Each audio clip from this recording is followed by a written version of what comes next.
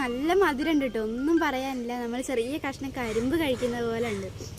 ഇത് ദൽഹരി ചാമ്പയാണെന്നാണ് കേട്ടോ എല്ലാവരും പറയുന്നത്. പക്ഷേ കഴിഞ്ഞ പ്രാവശ്യം ഉണ്ടായത് ഇതിലും വലിയ കായായിരുന്നു, പക്ഷെ മധുരം കുറവായിരുന്നു കേട്ടോ. അത് പിന്നെ കുറേ മഴയൊക്കെ കൊണ്ടിട്ടുണ്ടായിരുന്നു. കഴിഞ്ഞ തവണത്തെ പോലെ ഇപ്രാവശ്യം കായ മൂത്ത് കഴിഞ്ഞപ്പോൾ വിണ്ട് കീറിയിട്ടുണ്ട് കേട്ടോ. അതിൽ വെള്ളം ഇറങ്ങിയതുകൊണ്ട് രുചി മനസ്സിലായിട്ടുണ്ടായിരുന്നില്ല. പക്ഷെ ഇപ്രാവശ്യം നല്ല മധുരമുണ്ടേ. ഇതിപ്പോൾ പഴുത്ത് താഴെ വീണതാണ് കേട്ടോ. ഇതിൻ്റെ കൂടെ 2 എണ്ണം കൂടെ ഉണ്ട്, ഞാൻ അതും കൂടെ ഒന്ന് പറിക്കാൻ പോവാണ്. ഇതുവരെ ഒരു വളവും കൊടുക്കാത്തതിന്റെ പോരായികയുണ്ട്.